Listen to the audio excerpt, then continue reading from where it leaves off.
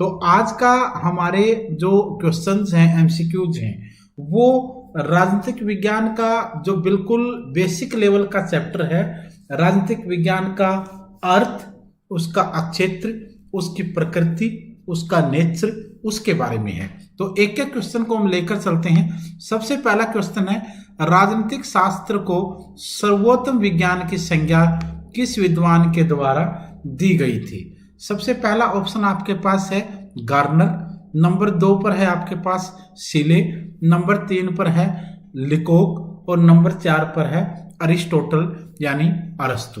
तो पहला ही जो क्वेश्चन आपके सामने है, राजनीतिक शास्त्र को सर्वोत्तम विज्ञान की संज्ञा किस विद्वान के द्वारा दी गई? तो यहाँ आपका आंसर अरस्तु रहेगा, जिसको इंग्लिश में आप लोग अरिस्टोटल बोलते हैं। क्वेश्चन नंबर 2, नेक्स्ट क्वेश्चन है, आधुनिक राजनीतिक विज्ञान के अंतर्गत अध्ययन किया जाता है।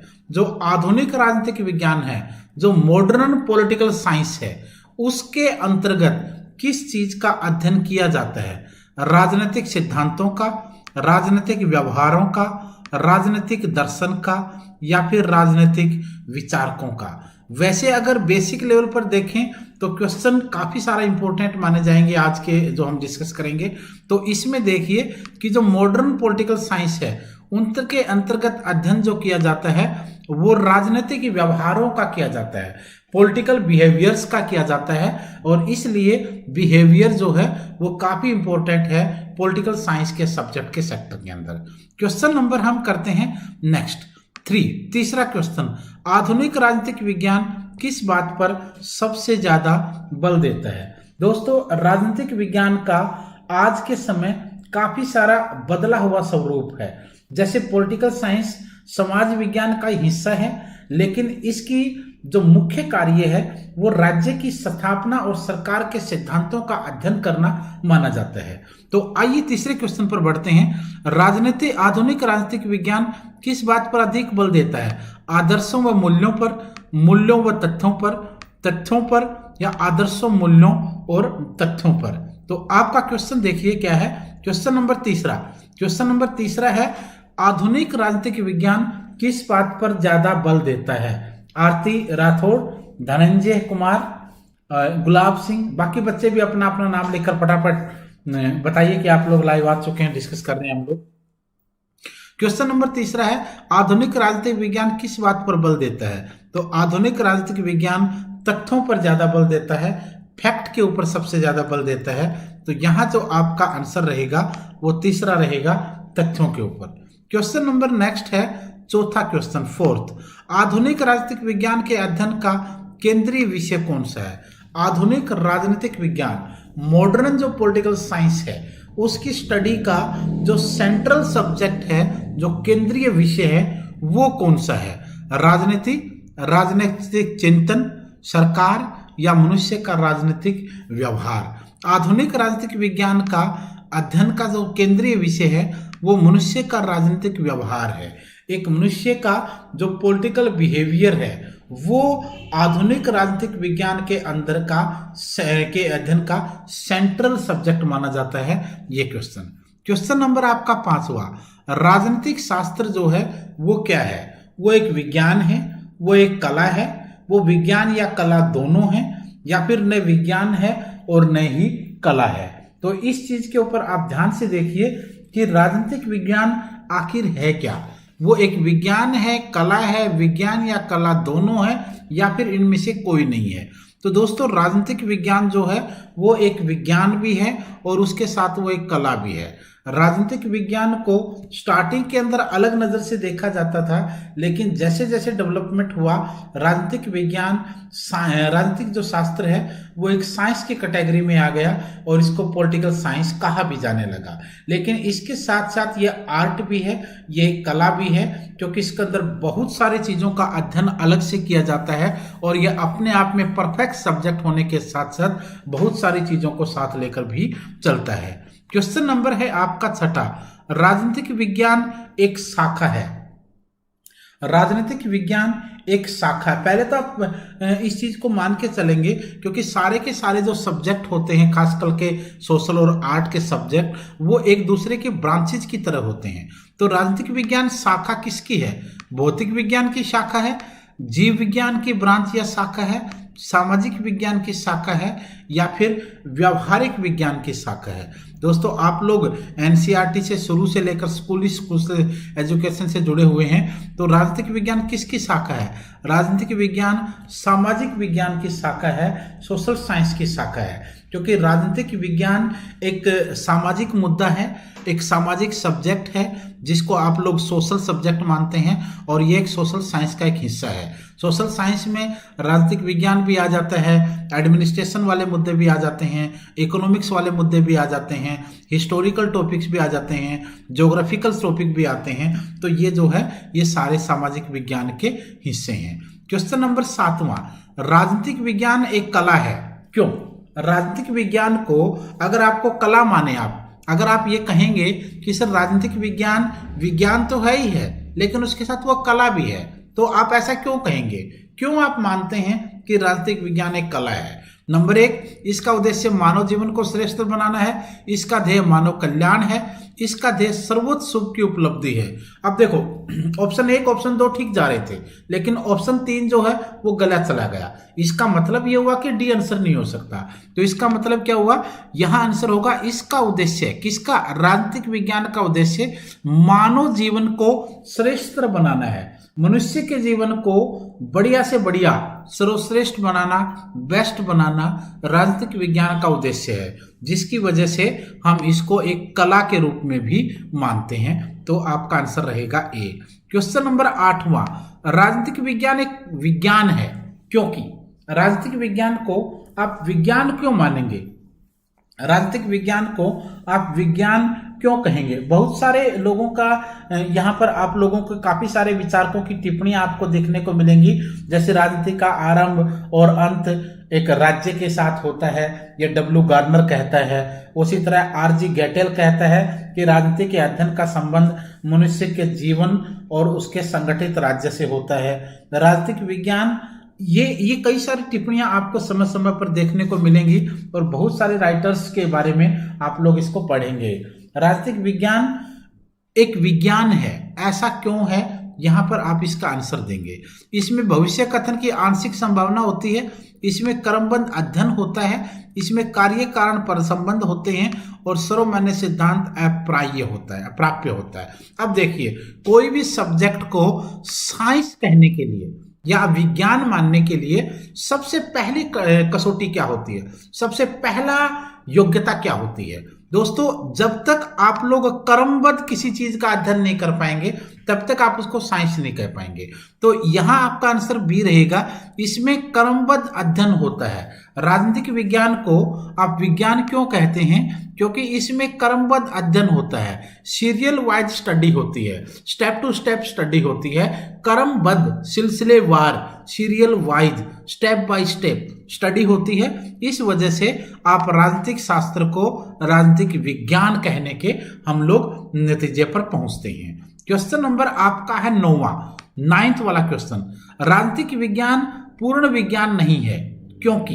राजनीतिक विज्ञान पूर्ण विज्ञान क्यों नहीं है? दोस्तों, एक चीज और बता दूं, अगर आप लोग अपने लेवल पर तैयारी कर रहे हैं तो स्टडी मटेरियल ऑर्डर कर सकते हैं 8447410108 इस नंबर पर कॉल या मैसेज करके आप लोग ऑल ओवर इंडिया में व्हाट्सएप पर बात करके ऑर्डर कर सकते हैं स्टडी मटेरियल, जो बाई कोरियर पूरे भारत में भेजा जाता है। क्वेश्चन नंबर 9वां, राजनीतिक विज्ञान पूर्ण विज्ञान नहीं है। राजनीतिक विज्ञान को जो लोग मानते हैं कि पूर्ण विज्ञान नहीं है, उनका तर्क क्या होता है?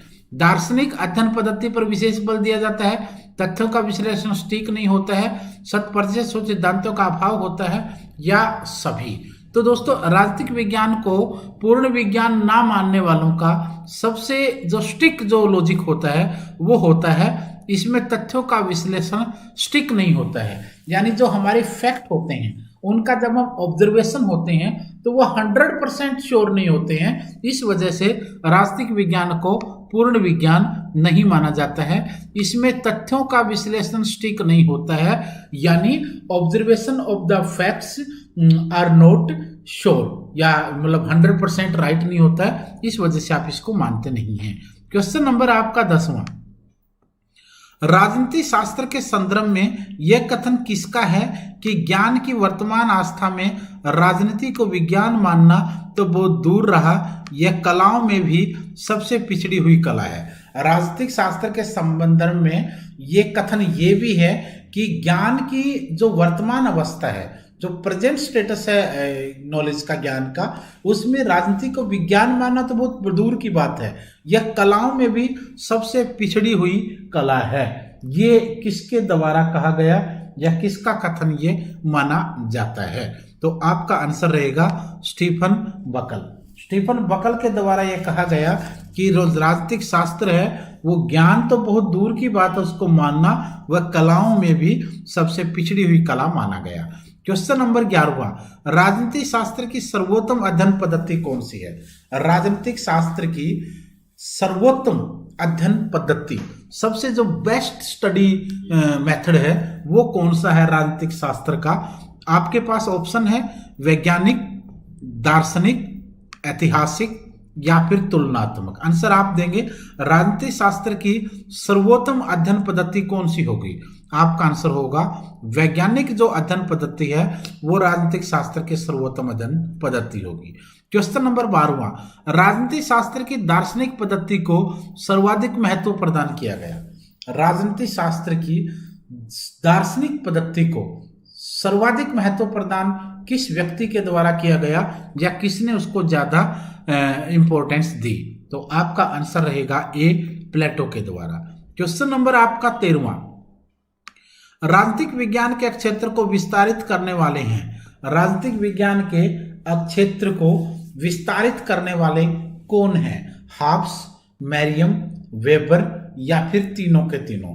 राजनीतिक विज्ञान का जो क्षेत्र है दोस्तों, यहाँ हम राजनीतिक विज्ञान के क्षेत्र की अगर हम बात करें तो राजनीतिक विज्ञान के क्षेत्र को डिफाइन करने के लिए हमें राज्य की भूमिका देखनी पड़ती है, और राज्य की शुरुआत सबसे पहले अगर आप देखेंगे आधुनिक संदर्भ में तो वो इटली के राजनीतिक मैकियावेली के द्वारा की गई थी।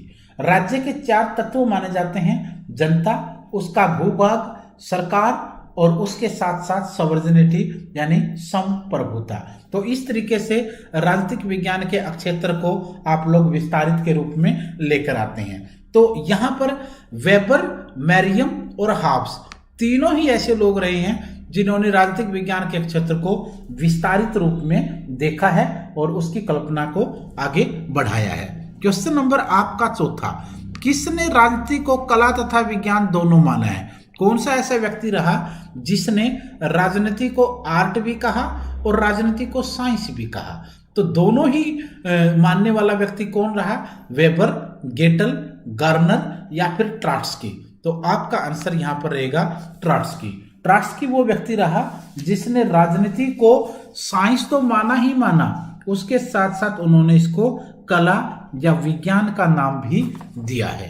क्वेश्चन नंबर आपका 15वां, क्वेश्चन नंबर आपका 15वां, विषय हेतु राजनीतिक विज्ञान शब्द के नामकरण का श्रेय किसे दिया जाता है? यानी राजनीतिक विज्ञान शब्द जो है वो नामकरण का क्रेडिट किसको देते हैं? राजनीतिक विज्ञान एक सब्जेक्ट होगा, यह नामकरण किसके द्वारा किया गया? यहां पर आपसे यह पूछने की कोशिश की जा रही है। तो आपका आंसर होगा विलियम गाडविन व वॉलस्टोनक्राफ्ट को, ह्यूम को, फ्रेडरिक पोलक को या फिर सीले को? देना आप लोग आंसर। जितने बच्चे लाइव हैं आप लोग अपना आंसर दीजिए। क्वेश्चन नंबर 15वें क्वेश्चन का आंसर दीजिए आप लोग। विषय हेतु राजनीतिक विज्ञान शब्द के नामकरण का क्रेडिट किस व्यक्ति को दिया जाता है?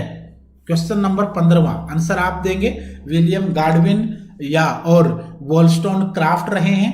ह्यूम ने कहा, यानी राजनीतिक विज्ञान सब्जेक्ट का नाम होना चाहिए, ये क्रेडिट किसको दिया जाता है?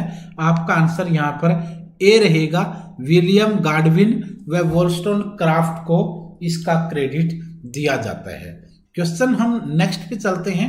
क्वेश्चन नंबर नेक्स्ट है 16, किसने राजनीति को मौसम विज्ञान के समान अनिश्चित विज्ञान सिद्ध किया है? किस व्यक्ति ने राजनीति को मौसम विज्ञान के समान अनिश्चित विज्ञान, यानी ऐसा विज्ञान जिसकी कोई निश्चितता ही ना हो, बिल्कुल कंप्लीटली अनिश्चित विज्ञान किसने राजनीति विज्ञान को कहा है? और उसने इसका कंपैरिजन जो किया है वो मौसम विज्ञान के साथ कर दिया, वेदर साइंस के साथ कर दिया, जो कभी भी बदलता रहता है। कैटलिन ऐसा था, लासवेल ने कहा, लॉर्ड ब्राइस ने कहा, या फिर गार्नर ने कहा? आंसर आपके सामने है, आंसर इसका रहेगा Lord Bryce. Lord Bryce, question ये भी आ सकता है, लॉर्ड ब्राइस ने राजनीतिक विज्ञान की तुलना किस विज्ञान के साथ की? तो फिर आपका आंसर क्या आ जाएगा? ऐसी स्थिति में आपका आंसर मौसम विज्ञान आ जाएगा। ठीक है, क्वेश्चन ये भी हो सकता है कि राजनीतिक विज्ञान को की तुलना मौसम विज्ञान के साथ करने का लॉर्ड ब्राइस का उद्देश्य क्या था? वो इसको अनिश्चित विज्ञान जो है वो कहना चाहता था। क्वेश्चन नंबर आपका 17वां, राजनीति के अध्ययन को एक विज्ञान के स्तर तक उठाने का श्रेय किसे दिया जाता है? राजनीति के अध्ययन को एक विज्ञान के स्तर तक, यानी कौन ऐसा व्यक्ति है जिसको ये क्रेडिट दिया जाता है कि उसने पॉलिटिकल साइंस जो है या उसके यानी राजनीति जो पॉलिटिक्स जो है उसकी स्टडी को एक विज्ञान के लेवल तक पहुंचा दिया। यह सबसे बड़ी बात होती है, क्योंकि किसी भी सब्जेक्ट को साइंस की कैटेगरी में लाकर खड़ा करना, ये उस सब्जेक्ट के ऊपर रिसर्च करने वाले विद्वानों का काम होता है। जितने भी सब्जेक्ट आप देख लीजिए, जिन जिन सब्जेक्टों को साइंस की कैटेगरी में रखा गया है उनके पीछे एक लंबी लाइन होती है रिसर्च करने वालों की, रिसर्चर्स की, शोध करने वाले लोगों की, उनके ऊपर पढ़ने वालों की, स्टडी करने वालों की, उनके ऊपर अपना जीवन बलिदान करने वालों की। जितने भी सब्जेक्ट आप देख लिए, फिजिक्स है, केमिस्ट्री है, बायो है, या उसके साथ जनरल साइंस है, पॉलिटिकल साइंस है, जितने भी सब्जेक्ट हैं इसके पीछे बहुत सारे विद्वानों ने अपना सर्वस्व त्यागा है और उन्होंने बहुत जान जोखिम में डाल करके इतने बड़े बड़े शोध किए हैं, जिनकी वजह से इन सब्जेक्ट्स को न्याय मिला, जस्टिस मिला, और आज ये सारे के सारे सब्जेक्ट साइंस की कैटेगरी में हैं। तो राजनीति के अध्ययन को एक विज्ञान के स्तर तक उठाने का श्रेय किसको दिया जाता है? हॉब्स को, मार्क्स को, या फिर दोनों को? तो आपका आंसर रहेगा दोनों को, हॉब्स को और मार्क्स को, दोनों को ये क्रेडिट दिया जाता है। क्वेश्चन नंबर 18वां, इतिहास को राजनीतिक विज्ञान का तीसरा आयाम किसने माना है? कौन ऐसा व्यक्ति रहा है जिसने इतिहास को यानी हिस्ट्री को पॉलिटिकल साइंस का तीसरा आयाम माना है? फ्रीमैन, विलोबी, सीले, या फिर लेकोक? किसने ऐसा कहा है, माना है? तो आपका आंसर विलोबी रहेगा। विलोबी वो व्यक्ति रहा है जिसने पॉलिटिकल साइंस का तीसरा आयाम हिस्ट्री को भी माना है। क्वेश्चन नंबर 19वां, फिजिक्स एंड पॉलिटिक्स किसकी कृति है? फिजिक्स एंड पॉलिटिक्स किसकी रचना है? आप आंसर देंगे Walter Bagehot, Ernest Barker, Harold Lasswell, या W.H.A. रिवर्स? तो आपका आंसर क्या रहेगा? Physics and politics. आंसर दीजिए आप लोग। फिजिक्स एंड पॉलिटिक्स जो है वो किसकी कृति है? वाल्टर बेजहार्ट की, अर्नेस्ट बार्कर की, हैरल्ड लासवेल की, या W.H.A. रिवर्स की? तो आपका आंसर इसमें से रहेगा ए, वाल्टर बेजहार्ट की यह रचना है। क्वेश्चन नंबर 20वां, आधुनिक युग के राजनीति में मानव जीवन के मूल्य परक पक्ष का समर्थन किसने नहीं किया है? आधुनिक युग के राजनीति में मानव जीवन के मूल्य परक पक्ष का समर्थन किसने किया है नहीं पूछा है, इसने नहीं किया पूछ लिया। तो आपका आंसर रहेगा मैकाउली ने नहीं किया है, बाकी रूसो, बोसांके, नेटलशिप, इन तीनों ने किया है। तो ये था आपका 20वां क्वेश्चन। दोस्तों जितने भी टॉपिक आप पढ़ रहे हैं ना, चाहे वो पॉलिटिकल साइंस का क्षेत्र हो, चाहे उसके कार्य हो, चाहे उसकी भूमिका हो, राजनीतिक विज्ञान और नागरिक शास्त्र में जो स्वरूप में जो अंतर माना गया उसकी बात हो, या राजनीति और राजनीतिक विज्ञान में क्या अंतर है, राजनीतिक विज्ञान का बदलता हुआ स्वरूप कैसा होगा, नागरिक और सरकार में क्या क्या क्या जिम्मेदारियां होती हैं, स्वतंत्रता क्या होती है, योग्यता स्वतंत्रता की सुरक्षा, योग्यता, ये सारी चीजें क्या होंगी, ये सब चीजें आपने पढ़नी पड़ेंगी, क्योंकि बिल्कुल बेसिक लेवल से आपने पॉलिटिकल साइंस को पढ़ना है। क्योंकि चाहे आप यूजीसी नेट की तैयारी कर रहे हैं या पीजीटी लेक्चरर की तैयारी कर रहे हैं या किसी भी स्टेट के अंदर जूनियर या सीनियर लेक्चरर की तैयारी कर रहे हैं इस सब्जेक्ट से, तो आपने इन बेसिक चीजों को जरूर पढ़ना पड़ेगा, क्योंकि सबसे पहले क्वेश्चन जो हैं वो इसी टॉपिक से आमतौर पर आपको दिखते हैं। और पहला क्वेश्चन अगर नहीं आता है तो दिमाग बिल्कुल खराब हो जाता है, क्योंकि हर कोई चाहता है कि शुरू से लास्ट तक काफी सारे क्वेश्चन वो सोल्व कर पाए। तो आज की वीडियो में इतना ही। आप चैनल को सब्सक्राइब कर लीजिए, वीडियो को जितने भी आपके साथी पॉलिटिकल साइंस वाले हैं सबके साथ वीडियोस को शेयर जरूर किया कीजिए, क्योंकि जितने ज्यादा साथी जुड़ेंगे उतना ही ज्यादा हम अच्छे से स्टडी कर पाएंगे। और अगर आप वीडियो को पहली बार देख रहे हैं तो आप लोग व्हाट्सएप वगैरह पे नहीं जुड़े होंगे, तो जो व्हाट्सएप नंबर हमने दिया था अभी या जो वीडियो के डिस्क्रिप्शन में जो नंबर है 8447410108, इस नंबर पर अपना नाम, अपने शहर का नाम, सब्जेक्ट कौन सा है और एग्जाम कौन सा देना है ये लिखकर आप लोग व्हाट्सएप कर दीजिए, ताकि नंबर को सेव कर लिया जाए।